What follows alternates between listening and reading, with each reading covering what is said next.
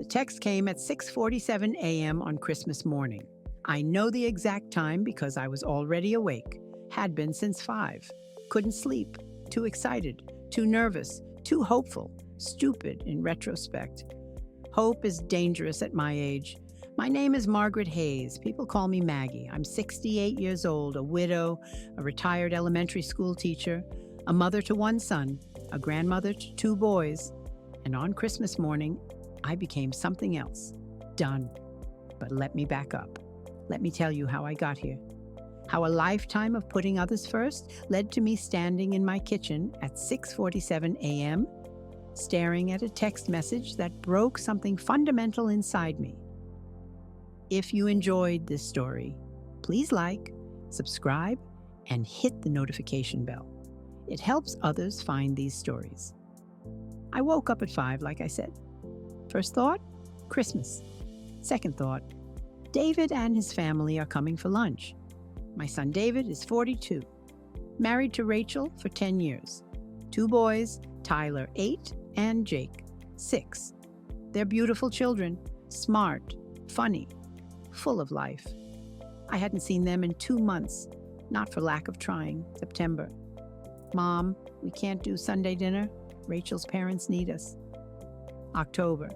Sorry, Mom. Tyler has soccer. Can we rain check? November. Rachel's not feeling well. Maybe next weekend? Always next weekend. Always next time. Always later. But Christmas was different. Christmas was our tradition. Every year since Frank died, 5 years ago. Since my husband of 37 years had a massive heart attack at 63 and left me alone in a house that suddenly felt too big. David had promised. Christmas lunch, Mom, absolutely. We'll be there at noon, I swear. So I'd spent 3 days preparing. Monday, I'd gone to the grocery store, bought everything for a proper Christmas feast. Turkey, stuffing, 3 kinds of potatoes, green beans, rolls, ingredients for apple pie and pumpkin pie and pecan pie because David loved pecan and the boys loved apple. And Rachel pretended to like pumpkin. Tuesday, I'd cleaned, scrubbed the bathrooms, vacuumed every room, dusted surfaces that didn't need dusting, washed windows, made the house perfect. Wednesday, Christmas Eve, I'd started cooking, brined the turkey, made the pies, prepared side dishes that could be reheated, set the table with Frank's mother's china, the good china we only used for special occasions. This was a special occasion. The one day a year I got my family, I'd bought gifts too. For Tyler, a remote-control dinosaur he'd mentioned wanting back in July. For Jake, a Space Explorer kit with glow-in-the-dark stars. For Rachel, expensive hand cream and a silk scarf I couldn't afford, but bought anyway. For David, a leather-bound journal he'd never used but I'd bought because mothers are supposed to give their sons thoughtful gifts. I'd wrapped everything in paper. Tyler loved dinosaurs and Jake's favorite spaceships. Put them under the tree. The tree I'd decorated alone while watching Home Alone and crying at the parts that used to make me laugh. Thursday morning, Christmas. I woke at 5, put on my good dress. The blue one David said made me look nice. Did my hair, makeup. Wanted to look good for the photos, for the memories. At 5:30, I put the turkey in the oven, set the timer, started heating side dishes. At 6, I made coffee, sat at the kitchen table, waited for the house to warm up, for the smells of Christmas to fill the rooms. At 6:47, my phone buzzed. A text from David. I smiled, probably saying they were leaving soon, probably saying the boys were excited, probably, Mom, lunch is off. We don't have time for you today. Eating with Rachel's family instead. Maybe we can do something next week. Merry Christmas. I read it 3 times. 4 times? 10 times. The words didn't change. We don't have time for you today. On Christmas. After 3 days of cooking. After buying gifts. After everything. We don't have time for you today. Not, I'm so sorry, Mom, something came up. Not, can we reschedule? Emergency happened. Not even Rachel's family had a crisis, and we need to be there. Just, we don't have time for you today. Like I was an appointment, a chore, an obligation they were canceling with the same casualness you'd cancel a dentist visit. I set the phone down, looked around my kitchen, the turkey in the oven, the pies cooling on the counter, the table set for 6, the gifts under the tree, the house I'd cleaned until my arthritic hands ached, all for people who didn't have time for me. I didn't cry. That's the strange part. You'd think I'd cry. You'd think I'd break down, call him, beg, ask what I did wrong, ask if I could drive to Rachel's parents instead, ask if maybe they could stop by for just an hour, but I didn't, because something inside me switched off, not broke. Breaking implies sound, noise, drama. This was quieter, colder, more final. Something switched off, and I became very calm. I turned off the oven, took out the turkey, put it on the counter, turned off the stove, put the side dishes in the fridge. Then I walked to my bedroom, pulled out my old suitcase from the closet, the one Frank and I used on our honeymoon. Blue fabric, scratched corners, broken wheel. I started packing, not frantically, not emotionally, methodically, calmly, like I was following a checklist I'd memorized years ago. Underwear, socks, pants, shirts, sweater, jacket, toiletries, medications, phone charger, wallet, keys. I didn't pack the Christmas dress, left that on the bed, wouldn't need it anymore. Didn't pack Frank's photo from the nightstand, couldn't look at him, couldn't face the disappointment I imagined in his eyes if he knew how our son turned out. Just pack the basics, the necessities, the things you need to start over. At 7:15, I called a taxi. How soon can you be here? 30 minutes, ma'am. Perfect. I went back to the kitchen, looked at the Christmas feast I'd prepared, the turkey, the pies, the gifts, wrote a note, left it on the table. The food is in the fridge. Gifts are under the tree. Help yourself. Merry Christmas. That's all. No explanation. No guilt trip. No, how could you do this to me? Just help yourself. At 7:45, I heard the taxi honk outside. I grabbed my suitcase, grabbed my purse, took one last look at the house. 43 years I'd lived here, raised David here, loved Frank here, built a life here. Now it was just a building full of unanswered prayers and broken traditions. I walked out, didn't lock the door, let them have access to their canceled Christmas dinner if they wanted it. The taxi driver was a young man, maybe 25. He looked at me, an old woman with one suitcase on Christmas morning, and didn't ask questions. Just loaded my bag. Opened the door. Where to, ma'am? The bus station. The bus station? On Christmas? Yes. He drove. I looked out the window, watched my neighborhood pass, houses decorated with lights, families visible through windows, normal Christmases, normal families. I'd thought I had that, thought David and I were close, thought I was a good mother, thought I mattered. Shows how wrong you can be. At the bus station, the driver helped me with my bag. You sure you're okay, ma'am? It's Christmas. You got family? I looked at him, this stranger showing more concern than my own son. I'm fine, I said. Thank you for asking. I paid him, added a $50 tip, Christmas generosity, or maybe payment for not judging. The bus station was nearly empty. A few travelers, a homeless man sleeping on a bench, a bored clerk behind the counter.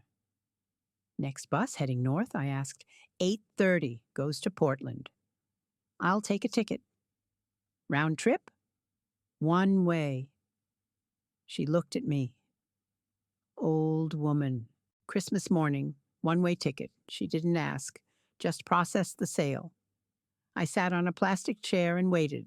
My phone buzzed. I looked. Another text from David. Sorry that was short notice. Hope you understand. We'll make it up to you next week. I stared at it.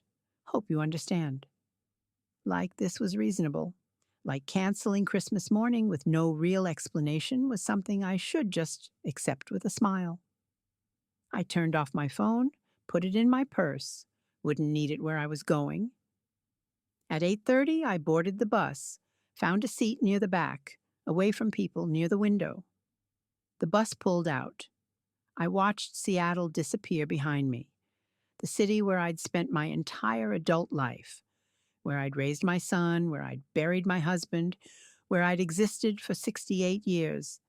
I didn't know where I was going, didn't have a plan, didn't have a destination beyond north, but I knew one thing with absolute certainty. I wasn't going back, not tomorrow, not next week, not ever. David wanted a life without time for me? Fine, he could have it, and I'd build one without time for him. The bus ride took 6 hours. Portland to Eugene to somewhere smaller. Somewhere I'd never been. Somewhere no one knew me. I got off at a little town called Crescent Lake. Population 4,000, one main street, a few shops, a diner, a motel with a vacancy sign flickering in the gray afternoon. Christmas Day in Crescent Lake was quiet. Most things closed. Streets empty except for a few cars. Mountains in the distance. A lake frozen at the edges. Perfect. I walked to the motel. The clerk was an older woman, maybe my age. She looked up from her crossword puzzle. Need a room? Yes, please. How many nights? I paused. How many nights? I didn't know. Didn't have a plan beyond leave. Let's start with a week. She processed my credit card, handed me a key. Room 12, ground floor, quiet this time of year. Thank you. Room 12 was small, clean, basic. Bed, TV, bathroom, heating unit under the window. I set my suitcase down, sat on the bed, looked around. This was it. This was my Christmas. A motel room in a town I'd never heard of with people who didn't know my name. And you know what? It was better than sitting in my perfect house waiting for people who didn't come. I didn't cry, still hadn't cried. Maybe I was in shock. Maybe I was broken beyond tears. Maybe I was finally, truly done with sadness. I unpacked my suitcase, hung my clothes in the small closet, put my toiletries in the bathroom, made the space mine. Then I turned on my phone, just for a minute, just to see. 17 missed calls from David, 12 texts. Mom, where are you? Mom, we stopped by the house. You're not here. Mom, this isn't funny. Call me back. Mom, please, we're worried. Mom, I'm calling the police if you don't answer. I read them all, felt nothing, typed one response. I'm fine. Don't contact me again. Sent it, turned the phone off, took out the SIM card, threw it in the trash. Done. That night, I walked to the diner, the only place open on Christmas. The waitress, a teenager working a holiday shift, greeted me with a tired smile. Merry Christmas. Just you? Just me. She sat me by the window, brought me coffee, took my order. Turkey sandwich. Ironic. I ate alone, watched snow start to fall outside, watched families pass by, watched normal people have normal Christmases, and I felt peace, not happiness, not yet, but peace, the absence of pain, the absence of hoping for things that wouldn't happen. After dinner, I walked around the small town, looked in shop windows, looked at Christmas decorations, felt the cold on my face, felt alive in a way I hadn't in years. Back at the motel, I slept, really slept, deeply, without dreams, without hoping tomorrow would be different. The next morning, December 26th, I woke to silence. No phone calls, no expectations, no obligations. I got dressed, walked to a small cafe I'd seen the night before, had breakfast, read the newspaper someone left on the table, saw an ad, cabin for rent, Lakeview, month to month, furnished. I called the number, met the owner, signed a lease. By December 28th, I'd moved out of the motel into a small cabin on the lake. One bedroom, kitchen, living room with a fireplace, porch overlooking frozen water. It cost less than I thought. My teacher's pension covered it. My savings could handle the rest. I bought groceries, stocked the cabin, made it mine, started over at 68 years old.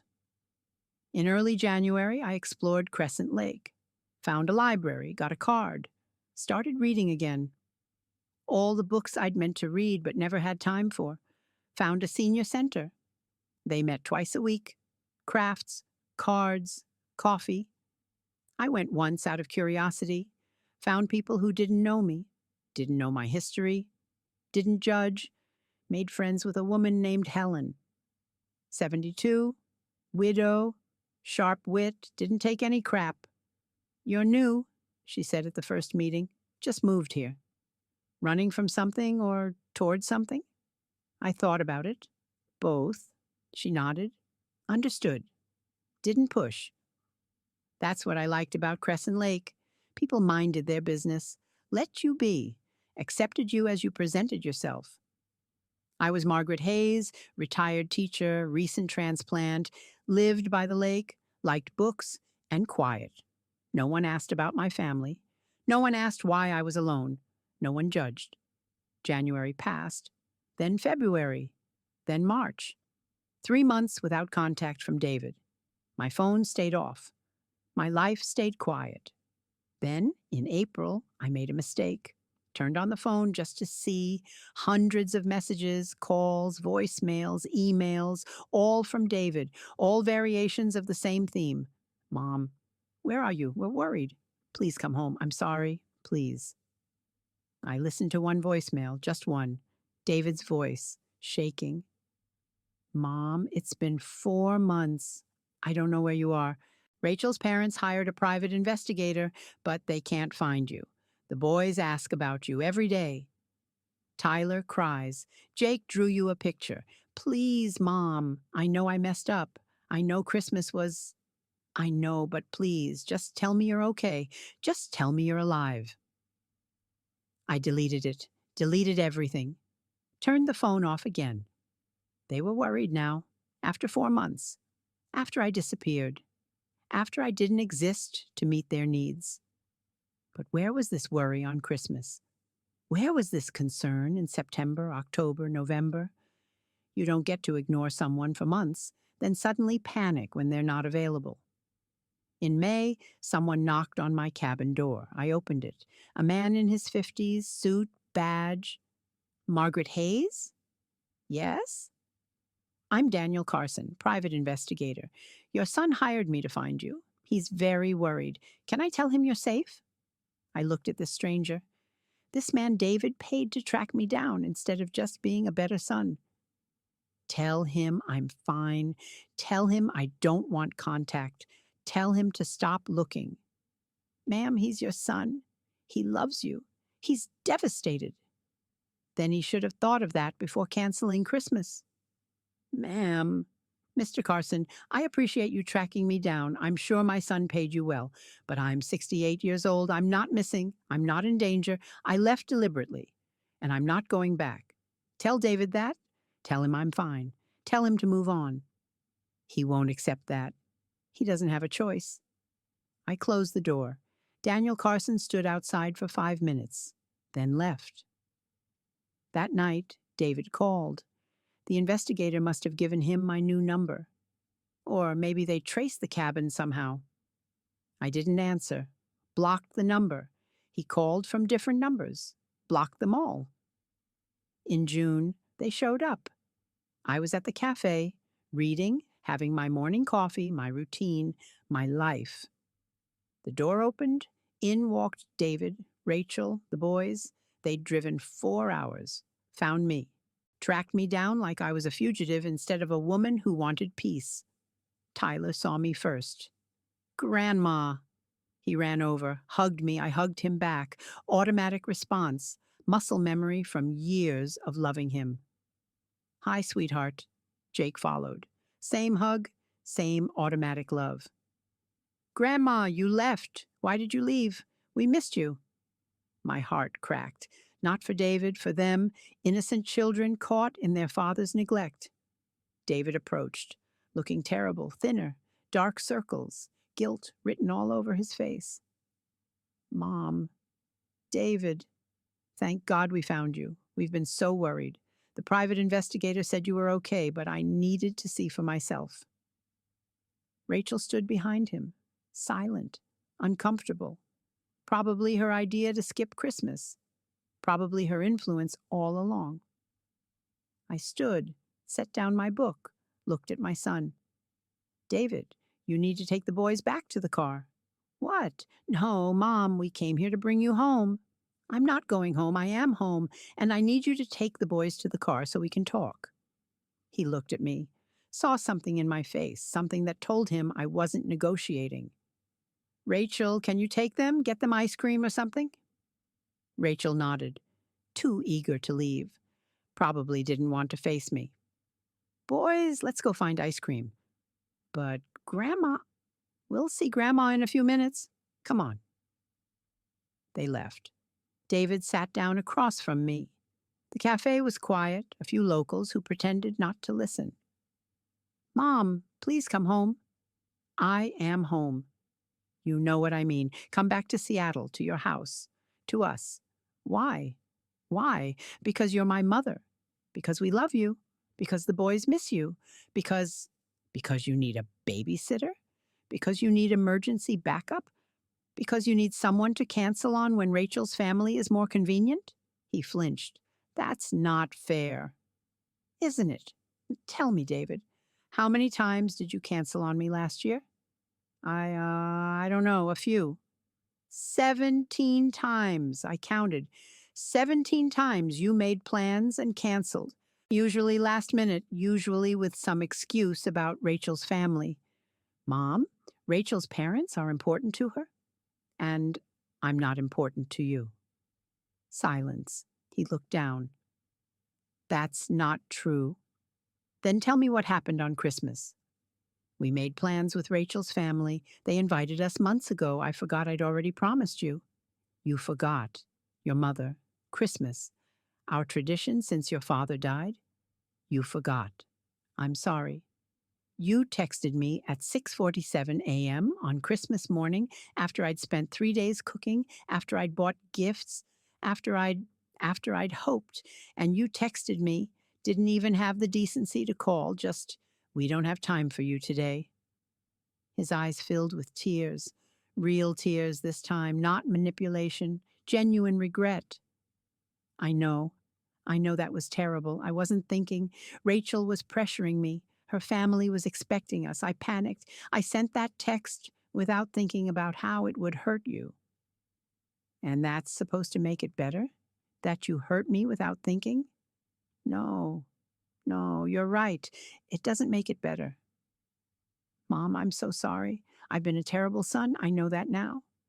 When you disappeared, when I realized you'd left, when I went to the house and saw the food and the gifts and that note, I realized what I'd done, what I'd been doing for years, taking you for granted, treating you like an obligation. I'm so, so sorry. I looked at this man, the boy I'd raised, the son I'd loved more than my own life, the man who'd proven that love wasn't enough. I believe you're sorry.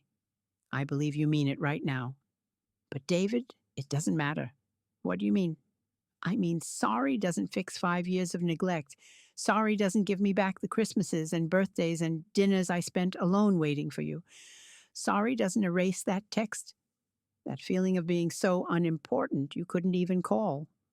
Then what can I do? Tell me what to do to fix this. Nothing. There's nothing you can do. Because I don't want to go back, he stared at me. You don't mean that.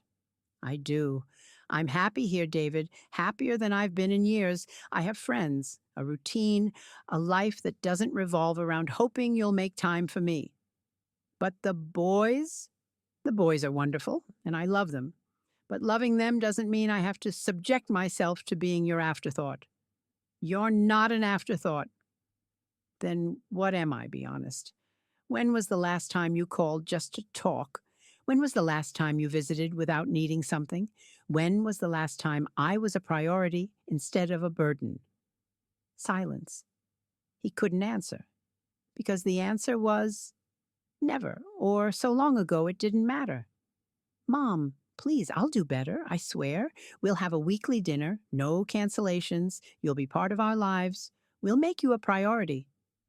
I don't want to be made a priority, David. I want to be one naturally, and I'm not. Not to you. Maybe not to anyone, and that's okay. I've accepted it. I don't accept it. You're my mother, and you're my son, and you broke my heart, and I'm choosing not to give you another chance to do it again. Tears ran down his face. Please don't say that. Please give me one more chance. I gave you 17 chances last year. I gave you Christmas morning. I gave you everything, and it wasn't enough. It will be now. I promise. I don't believe you. And even if I did, I don't want to come back. I like my life here. I like being Margaret Hayes, who reads in cafes and has friends who actually show up. I like not waiting by the phone hoping you'll remember I exist. Mom, David, I need you to listen. Really listen. I love you. I'll always love you. But I won't be your emotional support mother who exists to serve your needs when convenient. I won't sit in that house alone waiting for scraps of your attention. I won't do it. I'm done. What about the boys? They need their grandmother. The boys need parents who teach them to value people, to keep commitments, to treat family with respect. You're not teaching them that. That's not fair. Life isn't fair, David. I learned that at 6:47 a.m. on Christmas morning. Rachel appeared at the door, hesitant. The boys had ice cream, happy, oblivious. Everything okay? Rachel asked. David looked at her, then at me. No, everything's not okay. Mom won't come home. Rachel looked at me. We'd never been close. She'd always seen me as competition for David's attention, as someone who wanted too much from him. Maybe she was right. Maybe I did want too much. Things like basic respect, kept promises, Christmas dinner, outrageous requests, really. Mrs. Hayes, Rachel said, I know I haven't been fair to you. I know I've encouraged David to prioritize my family. I'm sorry for that. If you come back, things will be different. Will they? Rachel, do you even like me? She blinked, surprised by the direct question. Of course I do. You're lying, and that's fine. You don't have to like me, but I don't have to pretend this dynamic works anymore. I'm not lying. Rachel, you've spent 10 years making sure David's time goes to your family, your parents, your siblings, your life. And again, that's fine, that's your choice. But it means there's no room for me, and I'm not going to fight for space in my own son's life. I'll just find a different life. The boys came over, ice cream on their faces. Grandma, are you coming home with us? Tyler asked. I knelt down, eye level with him. No, sweetheart, I'm staying here. But why? Don't you miss us? I miss you so much. But sometimes grown-ups need to live in places that make them happy. And this place makes me happy.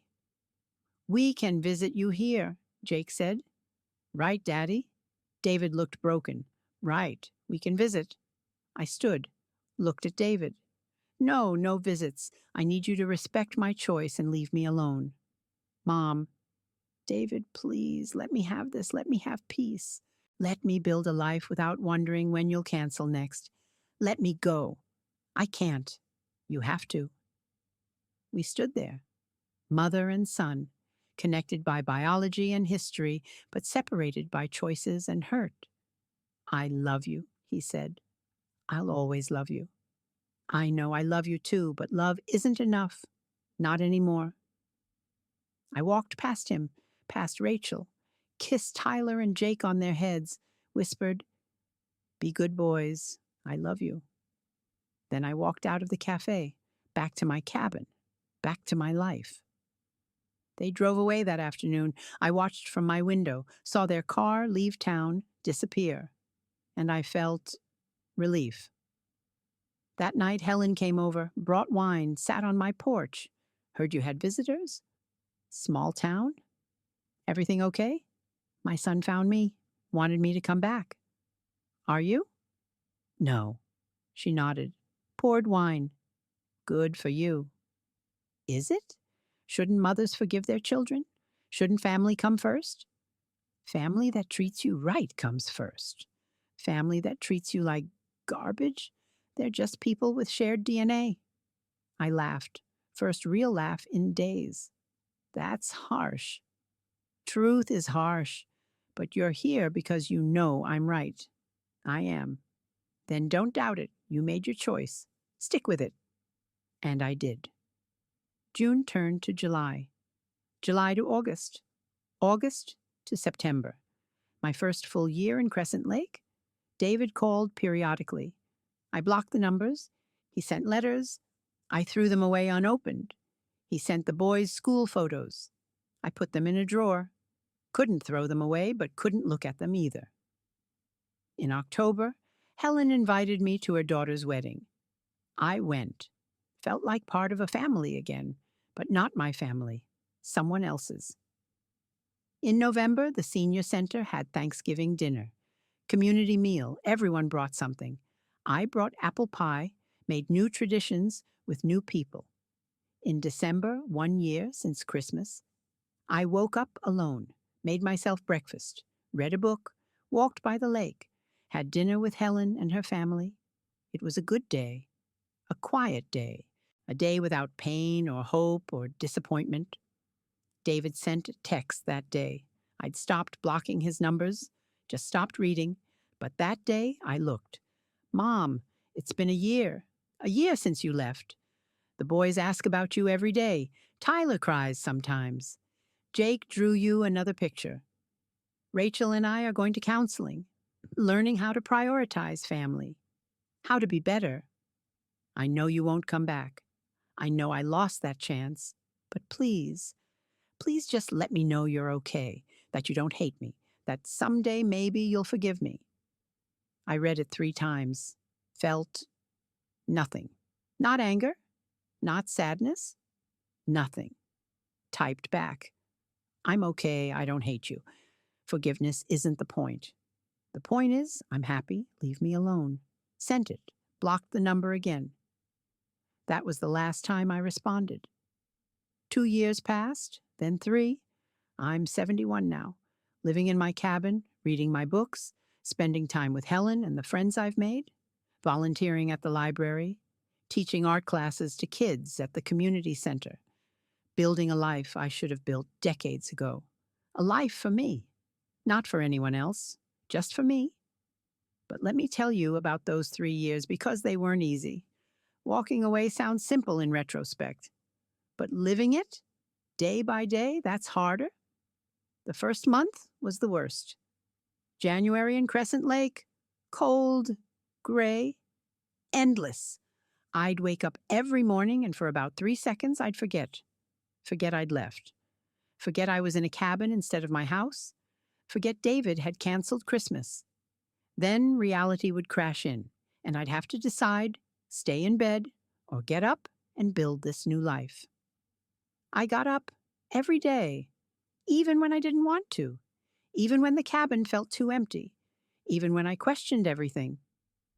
I established routines. Routines are important when you're rebuilding. They give structure, purpose, a reason to shower and get dressed.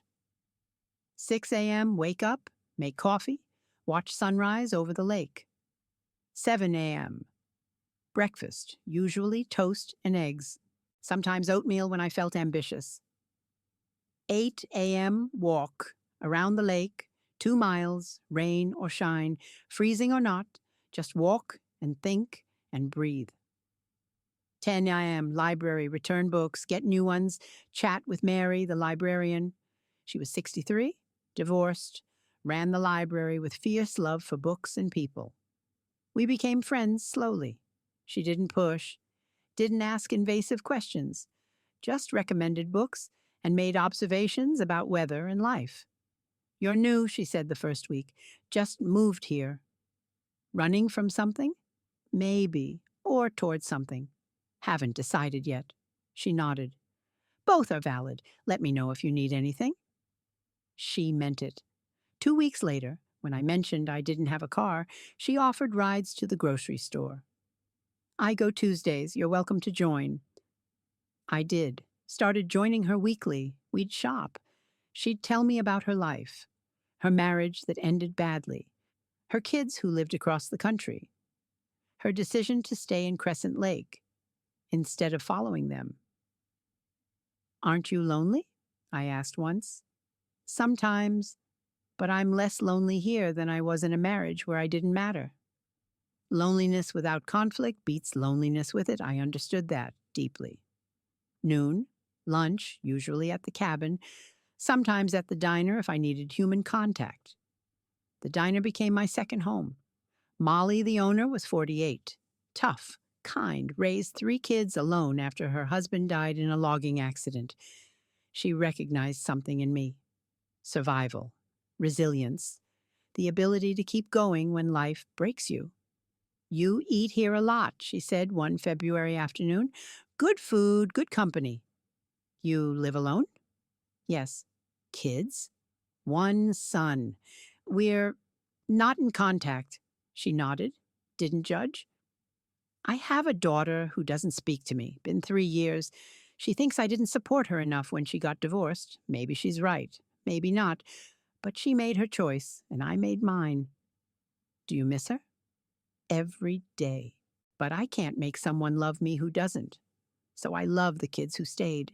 And I build a life that doesn't require her forgiveness. We became friends too. Molly and Mary and Helen. My trinity. 3 women who understood that family isn't always blood. Sometimes it's the people who show up.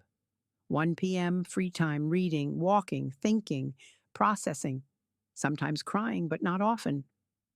I was done with tears. 3 p.m., senior center, Monday, Wednesday, Friday. Crafts, cards, coffee, conversations. I joined the book club. Started in February. 8 women, all older, all carrying stories of loss and survival and resilience. There was Dorothy, 81, lost her husband to Alzheimer's, cared for him 7 years, watched him forget her name, her face, their life. Then he died, and she was free, but also destroyed. There was Patricia, 75, never married, career woman, retired accountant. People assumed she was lonely. She wasn't. She'd chosen solitude over settling. And she was happy. There was Linda, 69, divorced 3 times. I kept thinking the next one would be different. Turned out I was the problem. Kept choosing men who needed fixing. Finally realized I didn't need a man, needed therapy. We laughed, shared books, shared lives, didn't judge, just existed together. 5 p.m., dinner. Cooking for one is hard. After 40 years of cooking for a family, portions were difficult. I'd make too much, freeze the rest, eat leftovers for days. Helen noticed, started inviting me over once a week. I'm making pot roast, too much for one. Come over. I did. We'd eat, talk, watch Jeopardy. She'd tell me about her kids. 3 daughters, 2 sons, all married, lots of grandkids. You're lucky, I said once, having a family that includes you. I worked for it, she replied. Set boundaries early, didn't let my kids take me for granted. Said no when needed, yes when I could. Taught them respect by demanding it. I didn't do that. I just gave and gave until there was nothing left to give. And now you're building yourself back up. That's brave. Or selfish. Same thing sometimes. Brave people are called selfish by people who benefited from their sacrifice. I thought about that a lot. Was I brave or selfish? Did it matter? Either way, I was happier. 8 p.m., phone off, TV on, or book, or just sitting, watching the lake, thinking. 10 p.m., sleep, usually, sometimes insomnia, sometimes nightmares about Christmas morning, about that text. about David's face when he realized I was serious about leaving, but mostly sleep. Deep sleep, healing sleep. That was January. February was similar but slightly better. March brought spring and hope and renewal. By April, I felt okay, not healed, but okay. Functioning, building, living. Then the private investigator found me in May. Daniel Carson knocked on my door at 9 a.m. on a Tuesday. I was having coffee on my porch, watching birds. Mrs. Hayes. Miss Hayes, I'm widowed. Miss Hayes, I'm Daniel Carson, private investigator. Your son hired me to find you. My first thought, of course, David hired someone, can't just accept that I left. Has to hunt me down. My second thought, how did he find me? I'd been careful. No social media, no paper trail, paid cash when possible. How did you find me? And I asked, credit card, you used it at the grocery store. I've been tracking charges for 3 months. Finally found a pattern. Clever. I'd gotten sloppy. Comfortable. Thought I was safe. What does David want? To know you're safe, to talk to you, to apologize. I'm safe. Tell him that, and tell him I don't want contact. He won't accept that, ma'am. He's devastated. Blames himself, wants to make amends. Good. He should blame himself. And I don't care about amends. I care about peace, which I have here, without him. What about your grandchildren? They ask about you. That hurt. That was the knife twist, the guilt weapon, the thing designed to make me cave. The grandchildren are innocent victims of their father's neglect and my response. I'm sorry for that, but I can't sacrifice my well-being to spare them confusion. That sounds rehearsed. It is. I've had 6 months to think about it. 6 months to process. 6 months to realize I made the right choice. Can I at least tell David where you are? So he can write, call, visit? You can tell him I'm fine. I'm safe. I'm not interested in reconciliation. And if he respects me at all, he'll leave me alone. Daniel Carson sighed, pulled out a business card. If you change your mind, my number, day or night. I took the card, threw it away after he left. Didn't change my mind. Wouldn't change my mind. But that visit shook me. They'd found me. My sanctuary was compromised. My safety was threatened. I told Helen that night. Over dinner, pot roast again, comfort food. They found you, she said. Not a question, a statement. A private investigator. David hired him. He tracked my credit card. What are you going to do? Nothing. He knows I'm safe. That's all that matters. You think David will leave it at that? No, but I'll deal with it if he doesn't. You could move again. Start over somewhere else. I thought about it. Moving again. At 68, building another life. Making new friends. More upheaval. No, I'm staying. This is my home now. If David shows up, I'll handle it. But I'm not running anymore. Good. Because we'd miss you if you left. That made me cry. First time in months. Because Helen, this woman I'd known 6 months, would miss me. Would care if I left. Would notice my absence. David hadn't noticed for months. June came, and David came with it. They showed up at the cafe on a Saturday morning. I was reading, having coffee, my routine, my peaceful routine. Then the door opened. I looked up, and my world tilted. David, Rachel, Tyler, Jake, all 4 of them, standing in the doorway of my cafe, my space, my sanctuary. Tyler saw me first. Grandma. The whole cafe turned, watched as my grandson ran to me, hugged me, cried against my shoulder. Grandma, you left. You've been gone forever. I missed you so much. Jake followed. Same tears. Same desperate hug. Why did you leave, Grandma? Don't you love us anymore? My heart shattered, reformed, shattered again. These boys, these innocent boys who didn't deserve this? I love you. I whispered. I love you so much. Never doubt that. David approached, looking terrible. He'd lost weight, aged 5 years and 6 months. Dark circles, trembling hands. Mom, David, we need to talk. There's nothing to talk about. Please, just 5 minutes. That's all I'm asking. I looked at Rachel. She looked guilty, uncomfortable, like she knew this was wrong but came anyway. I looked at the boys, confused, scared, wanting their grandmother back.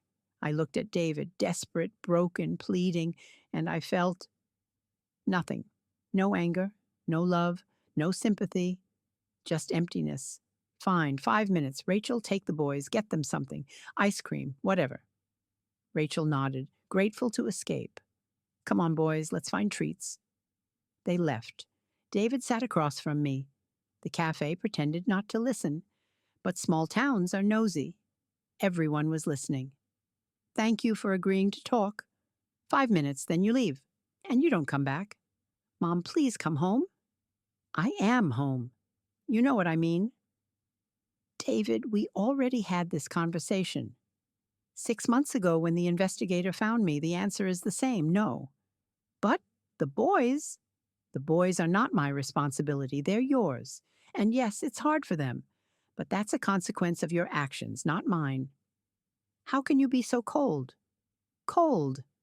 I'm not cold, I'm healed. There's a difference. He stared at me, trying to reconcile the mother he knew with this stranger. You've changed. I evolved. I became the person I should have been years ago, a person who values herself. By abandoning your family? By leaving people who abandoned me first? Don't twist this. You canceled Christmas. You canceled me. I just made it permanent. I made a mistake. One mistake. 18 mistakes, David. I counted 18 times last year you canceled on me. Christmas was just the one that broke me. He opened his mouth, closed it, couldn't deny it. Tell me, I continued. Did you ever wonder why I always said yes? Why I was always available, always waiting? You're my mother. Mothers are always there. And there's the problem. You thought I'd always be there, so you stopped valuing my time, my feelings, me, because I'd always forgive, always accept, always wait. And you don't anymore. No, I don't. What would it take? For you to come back, to forgive me? What do I need to do? Nothing. Because it's not about you doing something. It's about me choosing myself. Finally, after 68 years of choosing everyone else. That's selfish. Yes, it is, and it's wonderful. He flinched. The boys need you. The boys need parents who teach them to value relationships, to keep promises, to treat people with respect. You're not teaching them that. I can learn. We're going to counseling. Rachel and me, learning how to be better. Good. Do that. For yourselves, for the boys, but not for me, because I'm not coming back. Mom, David, my 5 minutes are up. You need to leave. I'm not leaving without you. Then you're not leaving at all, because I'm staying. He started crying. Real tears. Ugly crying. The kind where your face scrunches and your nose runs and you can't breathe. I'm sorry. I'm so sorry. I know I hurt you. I know I took you for granted. I know Christmas was unforgivable, but please, please don't give up on us. On me. I'm trying. I swear I'm trying. Part of me wanted to comfort him. Maternal instinct. Decades of conditioning. He's hurting. Fix it. But a stronger part, the new part, said, no, let him hurt. He earned this. David, I believe you're sorry. I believe you're trying, but it doesn't change anything. I'm happy here, happier than I've been in years. And I'm not giving that up to go back to being your backup plan. You're not a backup plan. Then what am I, honestly? In the last year, how many times did I come first? Before Rachel's family, before work, before convenience? Silence. Exactly. And I'm tired of coming last. So I'm choosing a life where I don't have to. Rachel appeared with the boys. Ice cream faces, happy, oblivious. Everything okay? Rachel asked. No, David said. Mom won't come home. Rachel looked at me. We'd never liked each other, had always been polite enemies. Now she looked guilty, sad, hard to tell. Mrs. Hayes. It's Miss Hayes. I took back my maiden name. Miss Hayes, I know I haven't been fair to you. I know I've made David choose between his family and you. I'm sorry for that. If you come back, things will be different. Will they? Rachel, do you even like me? She hesitated. That told me everything. I respect you. But you don't like me, which is fine. But it means there's no room for me in your family. And I'm not going to fight for space. I'll make room. You shouldn't have to. A mother-in-law shouldn't be a burden, an obligation, someone you tolerate. I deserve better than that. Tyler tugged on my sleeve. Grandma, please come home. I miss you. Jake misses you. We drew you pictures. Want to see? He pulled out crumpled papers from his pocket. Crayon drawings, me and him, me and Jake, me at Christmas, me at his birthday. All the things I'd missed, all the moments I wasn't there for. I took the pictures, studied them. These boys, these beautiful, innocent boys. Thank you, sweetheart. These are beautiful. So you'll come home? I knelt down, eye level with both boys. Tyler, Jake, I need you to listen carefully. I love you both so much. More than you can understand, but I can't come back. Why not? Jake asked. Don't you love us?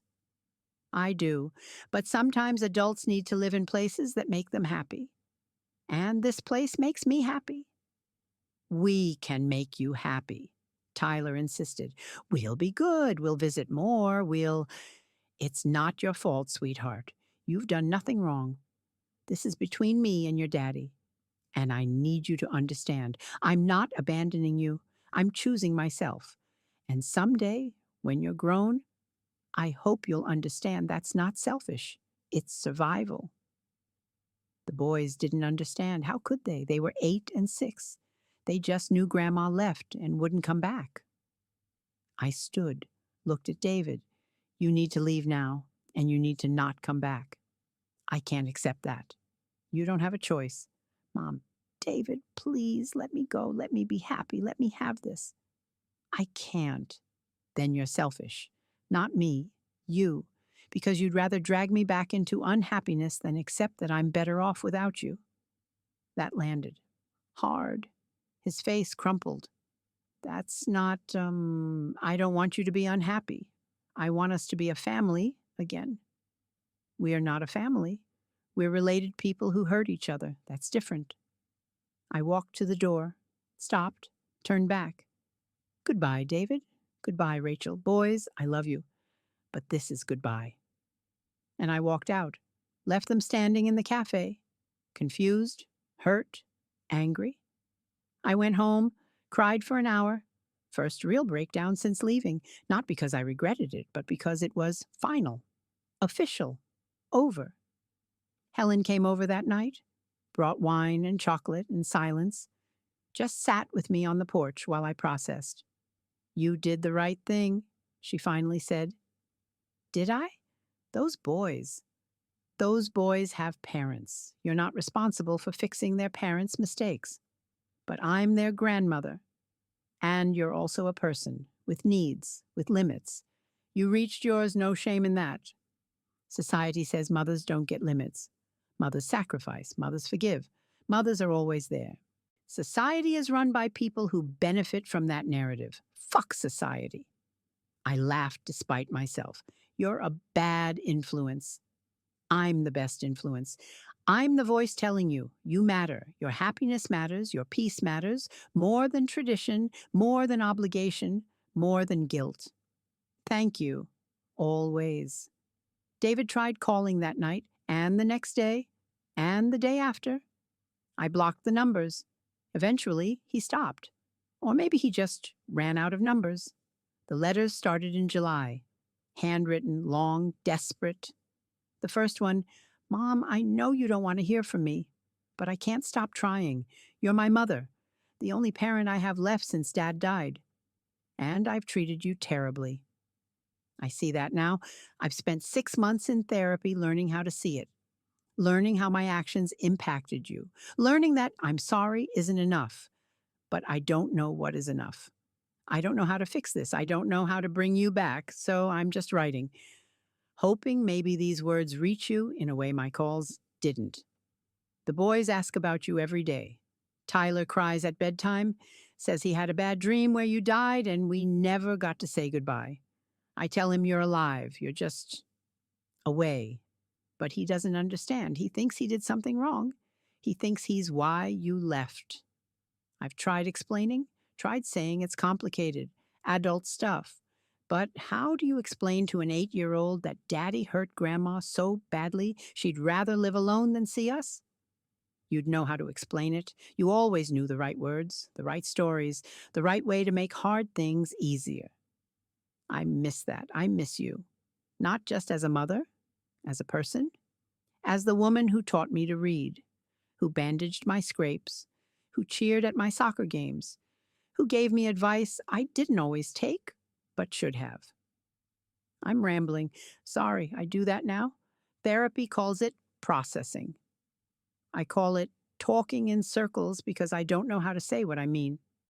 What I mean is, I love you. I'm sorry. And I hope someday you'll let me prove I can do better. Your son, David. I read it once, put it in the box with the others, didn't respond, couldn't respond, because responding would invite conversation. And I was done with conversation. The letters kept coming, one a week, every Sunday, like clockwork, each one longer, more desperate, more insightful, like he was using them as therapy homework. August letter, Mom, today was Tyler's birthday. He turned 9. We had a party, invited his friends. Rachel baked a cake, chocolate with blue frosting, his favorite. When it was time to blow out candles, Tyler made a wish. Rachel asked what he wished for. He said, I wished Grandma would come back. Everyone got quiet, uncomfortable, because they know, the whole family knows you left, knows why, knows I'm the reason. Rachel's parents don't talk to me anymore. They think I drove you away with selfishness. They're not wrong. Rachel's sister asked why we don't just bring you home. Rachel explained you don't want to come. She doesn't understand. Says family is family. You forgive and move on, but I understand. Finally, after months of therapy and reading and thinking, I understand. Forgiveness isn't automatic. Love isn't unconditional. And family isn't an excuse to treat people poorly. You taught me that by leaving, by showing me that actions have consequences, even from your children, especially from your children. I'm sorry it took losing you to learn that lesson. Your son, David. September letter. Mom, I did something yesterday. Something you'd probably disapprove of. I told the boys the truth, not the full truth. They're too young for that, but I told them why you left. I said, Daddy wasn't a good son to Grandma. Daddy canceled plans. Daddy chose other people over her. Daddy hurt her feelings many times. And on Christmas, Daddy hurt her so badly she decided to live somewhere else, where people treat her better. Tyler asked if you'd come back if Daddy apologized. I said, Daddy has apologized many times, but sorry doesn't fix everything. Sometimes people hurt us so much, we need to protect ourselves by leaving, and that's what Grandma did. She protected herself from Daddy's bad choices. Jake asked if Daddy is a bad person. I said, no, Daddy made bad choices, but Daddy is learning to make better ones. And Daddy hopes someday Grandma will see that. But Daddy also understands if she doesn't want to. They cried. I cried. Rachel cried. It was a mess. But at least now they know it's not their fault. It's mine. I hope that helps them heal, even if I never do. Your son, David. The letters continued. October, November, December.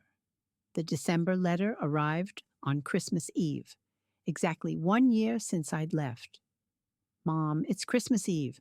1 year ago today, I sent you that text. The text that broke everything. I've read it 1,000 times since. We don't have time for you today? 6 words that destroyed our relationship. I thought I'd feel defensive, make excuses, blame Rachel or circumstances or bad timing, but all I feel is shame.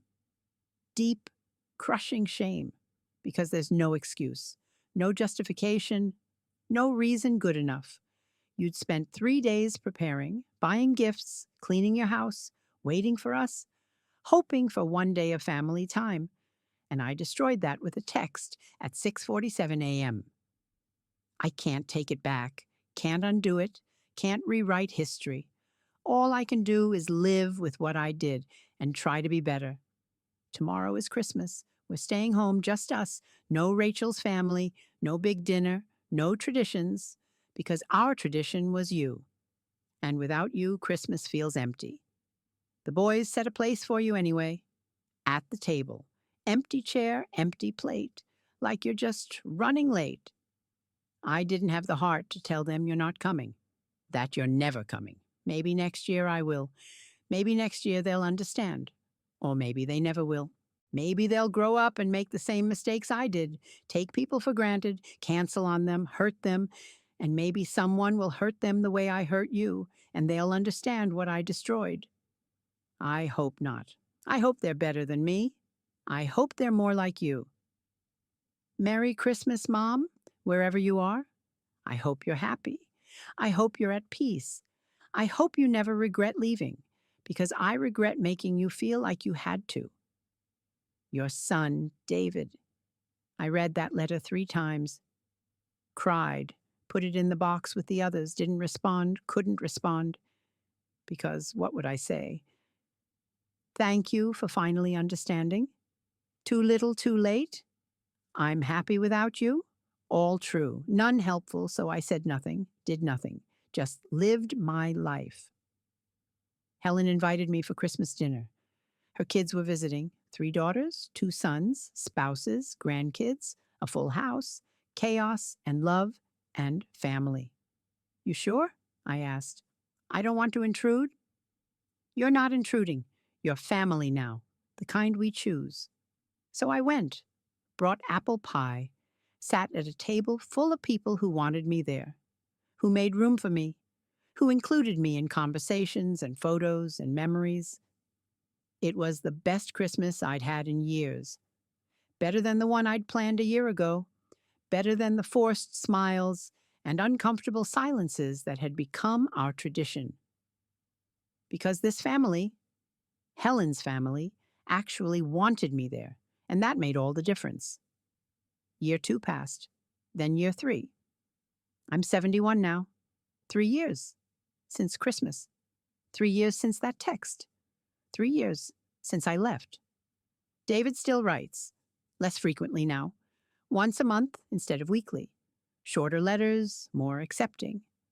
The last one said, Mom, I'm not writing to ask you to come back anymore. I've accepted your decision.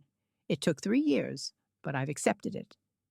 I'm writing because I want you to know I'm different now. Rachel and I are different.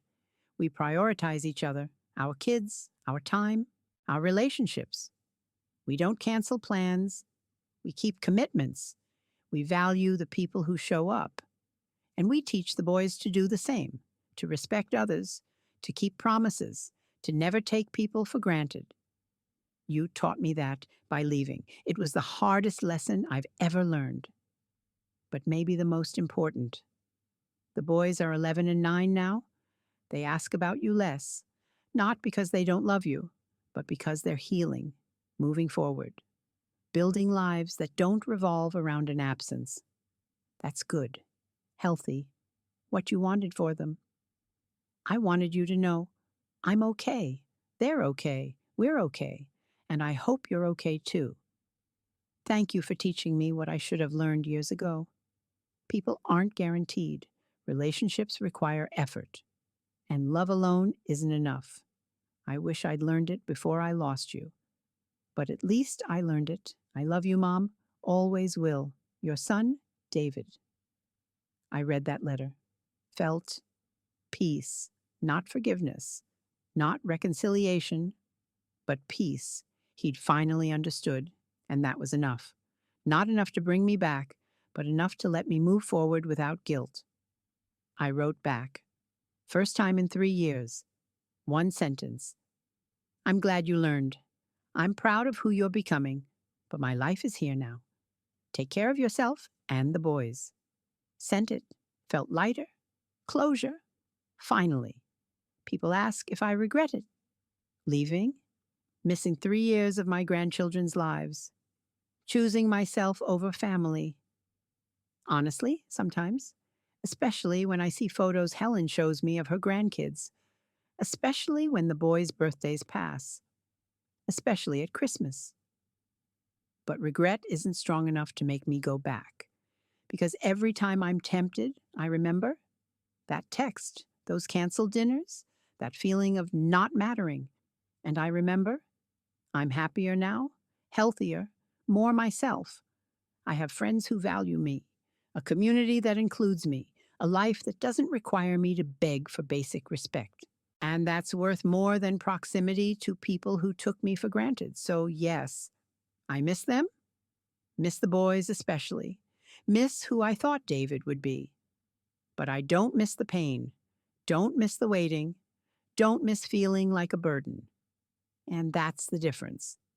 That's why I stay, because self-preservation beats nostalgia, and peace beats proximity. 3 years ago, my son canceled Christmas, said he didn't have time for me. So I gave him exactly what he wanted, a life without me in it. And I built a life without him in it. Best decision I ever made. And I'd make it again, every single time. David still sends letters. They pile up in a box in my closet. Unopened. Maybe someday I'll read them, maybe not, doesn't matter. The boys are older now. Tyler's 11, Jake's 9. I've missed 3 years of their lives. 3 years of birthdays and school plays and soccer games and all the things grandmothers are supposed to see. And I feel okay about it. Sad, yes. They didn't deserve this. They're innocent victims of their father's choices and my response, but I couldn't save them without destroying myself. And I chose myself. For the first time in 68 years, I chose myself. Some people think I'm selfish. Helen told me her daughter-in-law said so. Who abandons their grandchildren? People who spent 5 years being abandoned first, that's who. Some people think I'm brave. Helen thinks so. You did what most people wish they could do, you left. Maybe, or maybe I'm just broken. Maybe that Christmas text broke something fundamental and I'll never be the same. But I'm okay with broken. Broken and happy beats whole and miserable.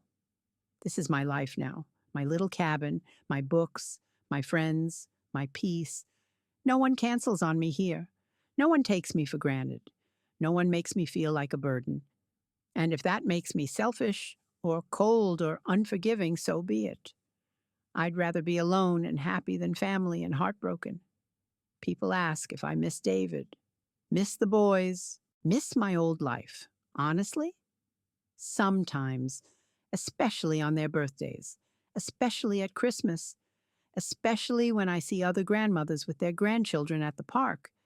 But then I remember that text, remember all the canceled dinners, remember feeling like I didn't matter. And I realize I don't miss that. Don't miss waiting, don't miss hoping, don't miss the pain. I miss who I thought they were, who I hoped they'd be, but not who they actually are, and that's okay. That's healing. That's growth. Helen says I'm inspiring. Other women at the senior center ask how I did it, how I walked away. I tell them, one foot in front of the other, one day at a time, one choice to value yourself over people who don't. It's not easy. It's not pretty. It's not what you see in movies where families reconcile and everyone cries and learns lessons. Real life is messier. Sometimes people hurt you and never really change. Sometimes sorry isn't enough. Sometimes love isn't enough. And sometimes the bravest thing you can do is walk away. That's what I did. Walked away from my son, my grandchildren, my old life, and walked toward peace, toward dignity, toward a life where I matter. If you're in a situation like mine where family takes you for granted, where you're always the one sacrificing, where your needs come last, I want you to know you can leave. You're allowed. You don't owe anyone your misery, not your children, not your parents, not anyone. You're allowed to choose yourself. Even at 68, even after decades of putting others first, even when people call you selfish, choose yourself. Build a life that doesn't require you to beg for basic respect. And if people don't like it, if family doesn't understand, if society judges, let them. You'll be too busy being happy to care. 3 years ago, my son canceled Christmas, said he didn't have time for me. So I gave him exactly what he wanted, a life without me in it. And I built a life without him in it. Best decision I ever made. If this story resonates with you, please share it. Subscribe, leave a comment, because too many people suffer in silence. Too many people sacrifice endlessly for family who doesn't appreciate them. You don't have to. You can walk away, you can choose yourself, and you should. Life's too short to spend it waiting for people who don't show up. I learned that at 6:47 a.m. on Christmas morning, and I've been free ever since.